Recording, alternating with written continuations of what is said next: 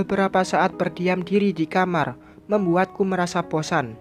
Apalagi Adi dan Safa yang malah semakin nyenyak tidur, sedangkan aku dibiarkan sendirian dalam kebingungan. Turun ke bawah malas jika harus bertemu dengan nenek lampir tadi. Jika terus berada di sini, malu juga karena tidak sama sekali membantu mereka yang saat ini sedang berjibaku mempersiapkan pernikahan mertuaku. Setelah menimbang antara turun atau tidak, akhirnya aku memutuskan untuk keluar saja dari kamar, pergi ke bawah, membantu keluarga yang lain. Saat akan turun dari ranjang, terdengar denting ponsel dengan diikuti layar benda pipi milik Adi yang menyala. Awalnya aku tidak tertarik sama sekali untuk melihat ataupun membaca pesan yang masuk ke ponsel suamiku. Namun rasa penasaran tiba-tiba menggebu ketika melihat satu nama yang tertulis di sana. Aku pun mengambil benda pipi itu dan membulatkan mata saat melihat isi pesan yang masuk ke ponsel suamiku. Pak Adi, saya diundang ke acara pernikahan Pak Gunawan. Menurut Pak Adi, gaun mana yang harus saya kenakan di pestanya nanti? Dokter Kamilah yang mengirim pesan pada suamiku dengan 2 buah gambar gaun pesta. Dadaku terasa panas mengetahui ada wanita lain yang mencari perhatian suamiku. Dia benar-benar tidak kehabisan akal untuk terus menghubungi Adi, bahkan menanyakan sesuatu yang tidak penting seperti itu. Tanganku gatal, ingin memblokir nomor wanita itu dari kontak suamiku, tapi rasanya tidak seru jika belum mengerjainya terlebih dahulu. Akhirnya sebuah ide muncul dan jariku langsung mengetik pesan balasan untuk dia. Gaunnya terlalu sederhana, dokter. Apa ada gaun yang lain, tulisku. Lalu mengirimkan pesan itu pada dokter Kamilah. Aku menoleh sebentar pada suamiku yang masih damai dalam tidurnya. Tidak ingin ketahuan Adi, aku pun membawa ponsel suamiku ke lantai bawah. Ternyata acara membuat hantaran sudah selesai. Kini semua orang sedang bersantai seraya bercengkrama. Meskipun ragu, aku tetap melangkah, menyusuri anak tangga satu persatu untuk sampai di lantai 1. Tatapan mereka kompak melihat ke arahku yang saat ini berada di ujung tangga. Aku kembali bingung untuk pergi kemana, kanan atau kiri. Kalau ke depan, itu berarti aku menghampiri mereka yang sedang berkumpul di depan televisi. Kalau ke kiri, aku akan pergi ke dapur. Tanpa menunggu nanti, aku langsung saja melangkahkan kaki ke dapur dan langsung duduk di meja makan. Ini lebih baik daripada harus terjebak dalam situasi yang tidak mengenakan, ujarku, seraya melihat ponsel Adi yang ternyata ada pesan masuk lewat WhatsApp. Aku tersenyum membaca pesan yang dikirim dokter Kamilah. Terlalu sederhana. Emangnya Pak Adi suka wanita yang memakai pakaian seperti apa? Kesukaan suamiku. Aku berpikir sejenak, lalu kembali fokus pada ponsel untuk membalas pesan wanita itu. Yang mewah tapi simple, sedikit minimalis dan elegan, tulisku lagi. Tidak berapa lama, langsung centang biru. Sudah aku pastikan jika dokter Kamilah membaca pesan yang kukirim. Wow, ujarku dengan suara tertahan saat dokter Kamilah mengirimkan foto dirinya yang sedang memakai dress di atas lutut dengan belahan dada rendah, sehingga penampakan 2 bukit indahnya terpampang di bagian atasnya. Kepalaku gelengkan dengan keberanian dokter itu menggoda suamiku. Harus kuakui, jika dokter Kamilah memang tidak punya rasa malu, punya gelar tapi minim akhlak. Gimana dengan yang itu, Pak? Dokter Kamilah kembali mengirimkan pesan. Bagus, itu cocok untuk dipakai ke pesta pernikahan, ujarku dengan emotikon jari jempol. Setelahnya, aku langsung menghapus semua pesan masuk dari dokter Kamilah, termasuk foto-foto yang tadi dia kirimkan. Adi tidak boleh tahu tentang percakapan aku dan dokter Kamilah. Kalau dia tahu, pasti Adi akan marah karena aku telah mengerjai wanita itu. Sekarang aku hanya tinggal menunggu drama yang akan terjadi esok hari, di mana Dokter Kamila akan datang ke pesta pernikahan Papa Gun yang bertema agamis dengan pakaian minimalis.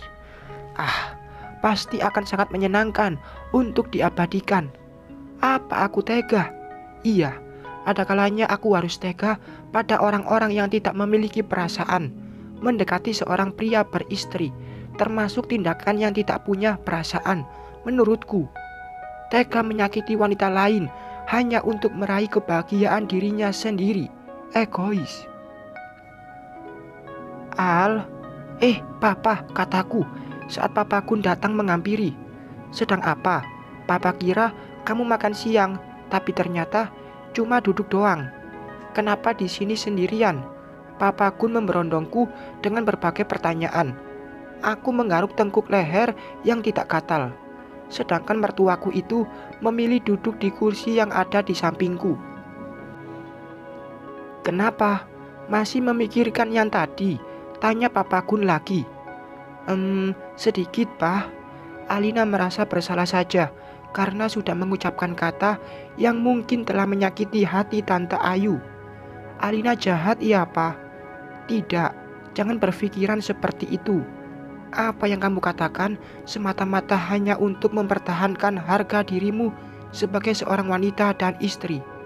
Menurut Papa itu wajar dan kamu tidak salah. Sudah, jangan terus dipikirkan. Lagian Tante Ayu juga sudah pergi kok. Pergi, kataku kaget. Papa Gun mengangguk. Dia mengambil piring, mengisinya dengan nasi dan lauk, lalu menikmatinya tanpa terganggu dengan keberadaanku yang masih terus bertanya tentang Tante Ayu. Kenapa pergi? Karena dia terlalu gengsi untuk meminta maaf, mengakui kesalahan, jawab Papa Gun, menoleh ke arahku sekilas. Aku bergeming dengan pikiran yang semakin merasa bersalah. Aku sudah menyebabkan sebuah hubungan keluarga yang tadinya baik-baik saja menjadi renggang dengan menyimpan masalah di dalamnya. Dan itu karena aku. Melihatku yang diam saja, Papa Gun kembali meyakinkan untuk tidak memikirkan tentang Tante Ayu. Kata mertuaku, sudah biasa Tante Ayu bersikap seperti itu, dan nanti pun akan kembali membaik dengan sendirinya. Ponsel di tangan berdering, dan Adi yang melakukan panggilan telepon menggunakan ponselku. Aku pamit pada Papa Gun yang tengah menikmati makan siangnya untuk menemui Adi yang menyuruhku ke atas. Ada apa, Mas? Tanyaku saat sampai di kamar. Ternyata dua orang yang aku sayangi sudah bangun. Safa menggeliat dengan bibir yang mengerucut, kemudian dipeluk Adi hingga putriku itu berontak meminta dilepaskan. Pertanyaanku diabaikan Adi. Dia memilih terus menggoda Safa yang baru bangun dari tidur siangnya. Mas, sudah dong, jangan digituin, nanti malah rewel dan minta pulang. Gak jadi deh kita nginep, ujarku menepuk bokong Adi dengan pelan. Siapa bilang gak jadi nginep? Aku sama Safa sudah nginep kok. Udah bobok di sini kita ya, ujar Adi kembali memeluk Safa, menepuk-nepuk bokong putriku. Safa mengangguk meski dalam keadaan masih mengumpulkan ingatan. Karena waktu yang sudah mendekati sore, aku meminta Safa dan Adi untuk mandi. Drama terjadi lagi karena Safa menolak untuk mandi. Putriku menangis kencang sehingga membuat Papa Gun menghampiri kami dan mempertanyakan yang terjadi pada Safa. Kalau tak mau mandi, jangan dipaksa, apalagi baru bangun. Ingatannya belum ngumpul semua pasti. Sudah, Safa sama kakek aja, yuk. Kita kasih makan ikan lagi di luar.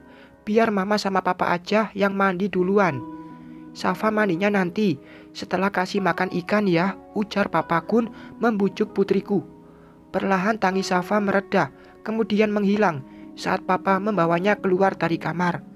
Aku dan Adi saling pandang, lalu tangan ini melemparkan bantal pada dia yang sengaja menatapku dengan menaik turunkan alis. Menyebalkan. Esok harinya, kami semua sudah siap untuk ke acara pernikahan Papa Gun yang seharusnya digelar 2 hari yang lalu. Namun karena ada satu dan hal lain, pernikahan mertuaku itu harus diundur pada hari ini. Aku dan Adi juga semua keluarga Papa Gun sudah siap dengan seragam gamis berwarna coklat bercorak batik. Meskipun aku masih tidak memakai kerudung, setidaknya seragam yang aku pakai begitu sopan untuk dipakai di acara bersejarah bagi Papa Gun. Diawali dengan kata basmalah, kami semua masuk ke dalam mobil masing-masing dengan Papa Gun yang berada di mobil paling depan bersamaku dan juga Adi. Di belakang kami, semua keluarga dan kerabat mengikuti kemana kendaraan roda 4 yang sudah dihias oleh bunga-bunga ini melaju. Hingga akhirnya mobil berhenti di sebuah halaman yang luas dengan disambut sholawat dari anak-anak panti asuhan An-Nur.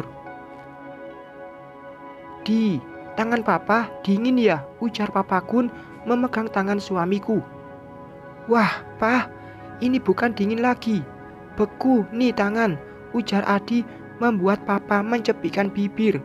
Aku hanya tersenyum melihat ayah dan anak itu. Jangankan papa, aku pun merasa deg-degan dan tegang saat ini. Bagaimana aku tidak tegang? Karena sebentar lagi akan ada pemandangan langka yang akan menjadi hiburan tersendiri untukku. Jadi tidak sabar. Oma, Safa berteriak saat pintu mobil terbuka, menampakkan mama dan papa yang sudah hadir terlebih dahulu di sini.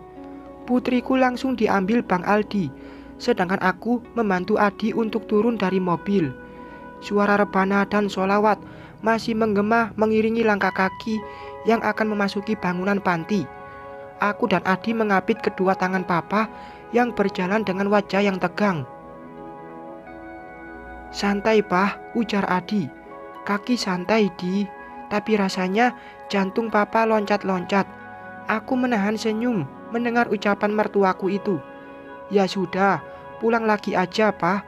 Bahaya, nanti malah pingsan di dalam, gimana? Enak saja, papa pulang, kamu yang gantiin gitu. Dasar anak gak ada akhlak. Orang tua gugup, bukannya ditenangin, malah dikomporin. Tutur papa semakin membuatku ingin tertawa. Kaki terus berjalan hingga tak sengaja mata ini menangkap sesuatu yang tak biasa yang dipakai seseorang di depan sana. Aku sampai melebarkan mata pada wanita yang tersenyum lembut padaku. Kerudung itu, bisikku dalam hati saat menyadari sesuatu. Kerudung pasmina warna kaki yang waktu itu tersimpan di dalam kotak berwarna hijau toska di meja kerja Bang Aldi, sekarang dipakai Naima. Benarkah Bang Aldi memberikannya pada Naima atau hanya mirip saja? Tidak terasa, kedua sudut bibirku terangkat ke atas. Aku mengedipkan sebelah mata saat melewati Naima yang masih dengan senyum manisnya. Kuharap dugaanku tidak meleset. Bersambung.